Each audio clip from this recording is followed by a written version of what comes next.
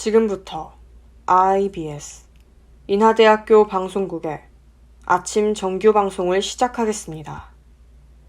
인하대학교 방송국은 본 대학의 이념과 전통을 수호하며 방송을 통해 인하인의 올바른 여론을 대변하고 대학 문화의 창달자로서의 임무를 다하고 있습니다.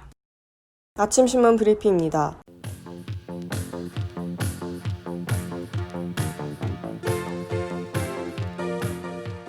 어제자 조선일보 헤드라인 기사입니다.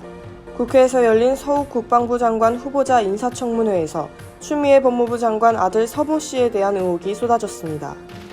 이날 국민의힘 신원식 의원은 2017년 당시 국방부 민원실에 한 여성이 휴가 연장을 문의했다는 제보를 받았다고 밝혔습니다. 또 이때 전화를 건 목소리는 여성이었지만 민원인 신상 기록에는 추 장관 남편인 서성환 변호사로 기재돼 있다며 의혹을 제기했습니다. 또 국민의힘 법제사 법위원들은 이날 긴급 기자회견을 열어 서 씨의 휴가 기록이 각 문서마다 모두 다르게 기재돼 있다고 밝혔습니다. 더불어 이러한 것은 사실상 탈용 상태로 볼 수 있으며 군이 허위 공문서를 작성했는지 밝히기 위해 작성자를 고발하겠다고 전했습니다. 한편 서욱 국방부 장관 후보자는 이날 인사청문회에서 서 씨 논란에 대해 국민께 심려를 끼쳐드려 송구스럽다는 입장을 보였습니다.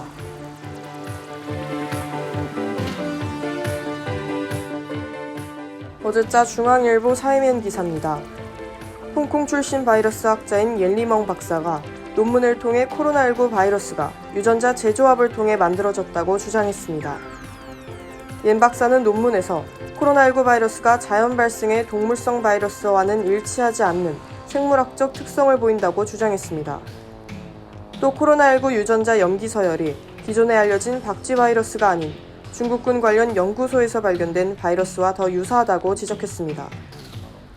더불어 수용체와 결합하는 부분에 사스 바이러스 유전자를 끼워 넣고 유전자 가위가 작용한 흔적도 발견됐다고 전했습니다.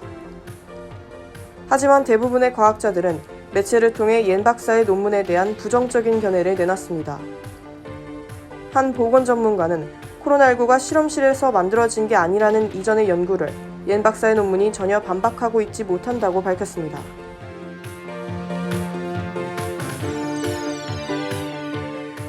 어제자 경향신문 국제면 기사입니다.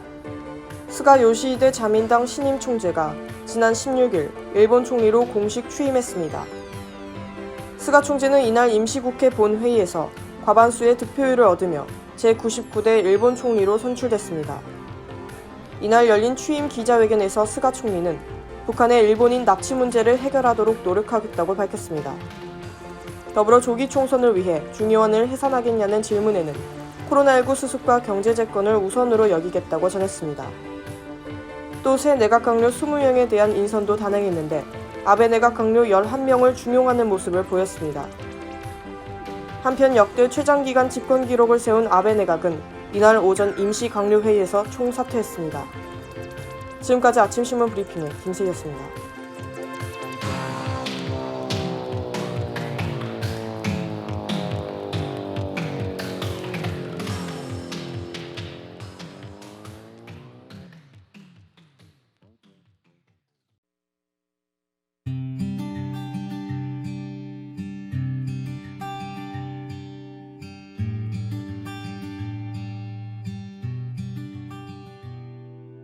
며칠 전 SNS에는 높고 푸른 가을 하늘을 찍은 사진이 유독 많이 보였어요. 먼지 한 톨 없는 파란 하늘과 직접 그린 듯한 하얀 뭉게구름이 담겨 있었죠. 다들 답답한 우리의 마음과 비교되는 뻥 뚫린 하늘을 사진으로나마 간직한 것 같네요. 그렇게 창문을 열고 불어오는 선선한 바람을 맞고 있자니 가을이 정말 훌쩍 다가온 것 같아요. 그럼 같이 옷장을 열어 오늘 입을 옷을 골라볼까요? 오늘 입을 옷으로 하루의 기분을 스스로 정하는 오늘의 옷장, 지금 시작할게요.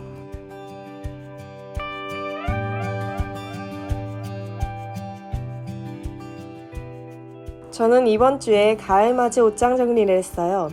얇은 반팔과 짧은 바지는 저 뒤로 밀어 넣고 가을 니트와 긴팔 티셔츠를 앞으로 꺼냈죠. 계절이 바뀐 옷장을 보니 오랜만에 본 이 옷들을 입고 어디론가 훌쩍 떠나고 싶어져요. 원래 이맘때면 한강에서 자전거도 타고 돗자리도 깔고 야경도 구경했을 텐데 말이에요.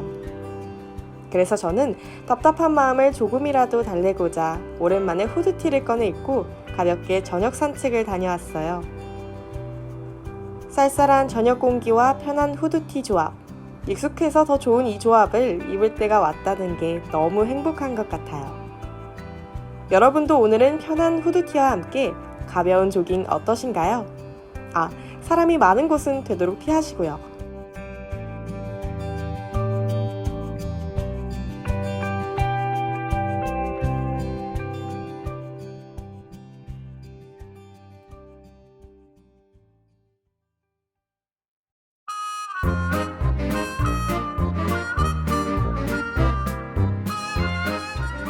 사람들이 서울로 모이는 이유는 뭘까?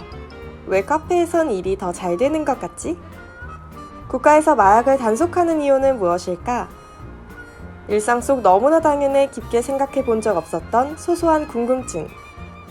가볍고 쓸데없지만 알아두면 재밌을 것 같은 이야기. 저 김세희 아나운서가 여러분들의 작은 궁금증을 대신 해결해 드릴게요. 아침을 여는 잡다한 지식. 라디오 백과사전 3번째 페이지 지금 시작합니다.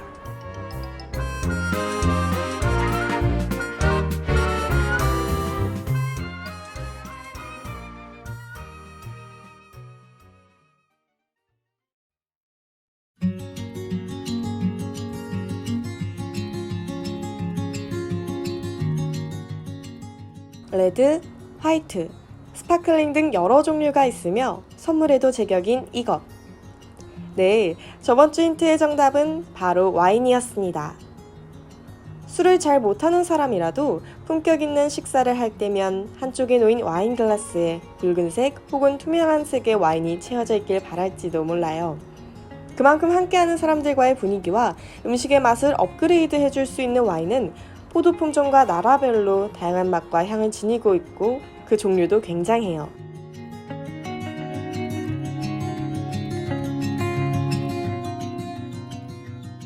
그런데 여러분들께선 이 와인의 원조가 어디라고 생각하시나요? 아시다시피 세계에서 가장 유명한 와인의 고장으론 프랑스와 이탈리아가 대표되고 있어요.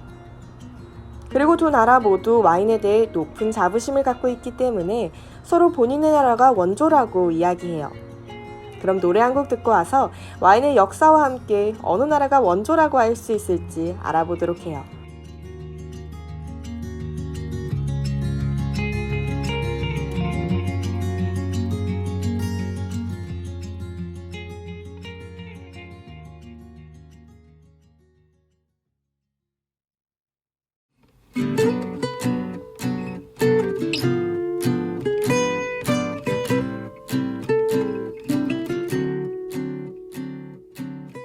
사실 시간을 거슬러 올라가면 와인의 역사는 이탈리아가 프랑스보다 약 200년 정도 앞서 있어요. BC 800년경 그리스 정착민들은 이탈리아의 남부 지역에서 포도 재배와 양조 기술을 전파하게 됩니다. 그리고 프랑스는 이탈리아보다 약 200년 정도 뒤인 BC 600년경에 비로소 시작이 되죠. 이렇게 시기상으로 따지고 보면 이탈리아가 프랑스보다 와인 제조가 빨랐음을 알 수 있어요. 그러나 출발이 빨랐던 이탈리아는 서기 476년 서로마 제국이 망하고 1861년 이태리 반도가 통일이 될 때까지 약 1400년 동안 각 도시국가들끼리 분쟁이 계속돼 와인 양조 기술이 크게 발전하지는 못했어요. 반면 프랑스는 서로마 제국이 망한 후 프랑크 왕국이 세우고 계속 왕권을 유지해오면서 통일된 체제를 유지했기 때문에 포도 재배나 양조 기술이 수도원을 중심으로 발전할 수 있었습니다. 이어진 역사의 길이로 기준으로 본다면 이탈리아가 와인의 원조고 발전의 규모가 커진 시기를 기준으로 본다면 프랑스가 와인의 원조가 되겠네요.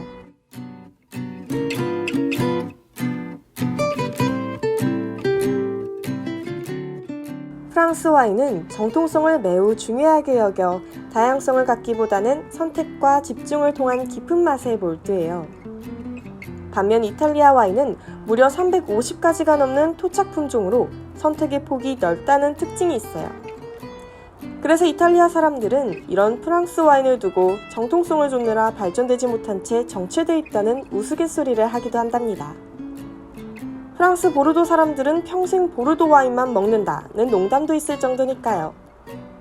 그럼 카더가든의 밤새, 사이로의 소원이 없겠다 듣고 와서 두 나라 와인의 차이점 알아볼게요.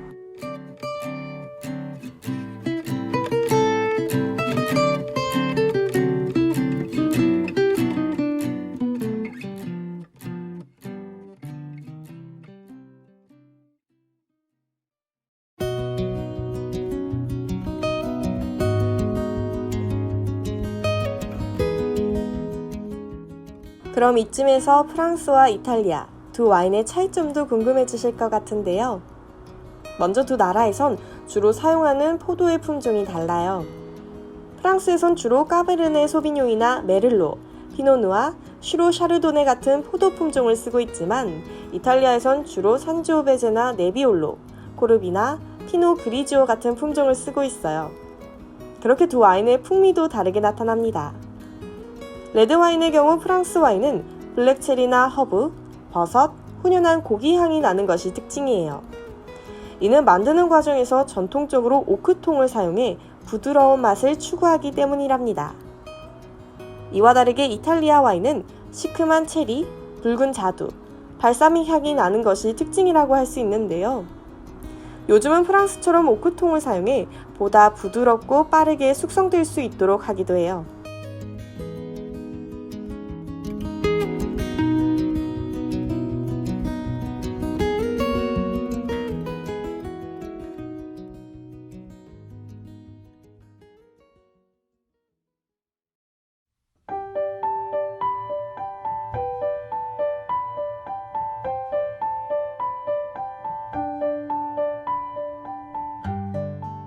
오늘은 와인의 고장이 프랑스일까 이탈리아일까에 대해서 알아봤어요.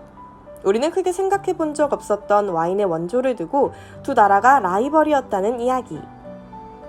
이렇게 와인에 대해 좀 알아봤으니 이제 어디 가서 와인이 좀 마셔본 척, 아는 척 살짝 뽐내도 될 것 같아요.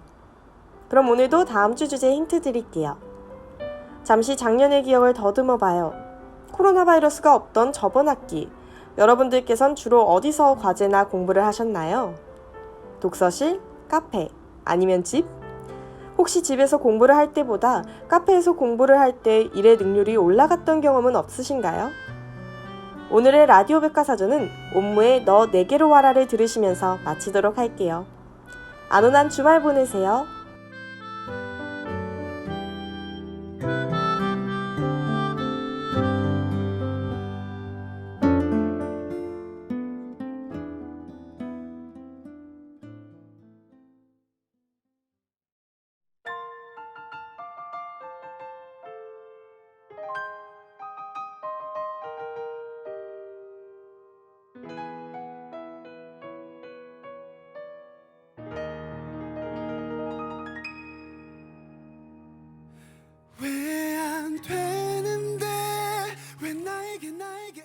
지금까지 제작의 박예진, 기술의 이지수, 진행의 전 김세희였습니다.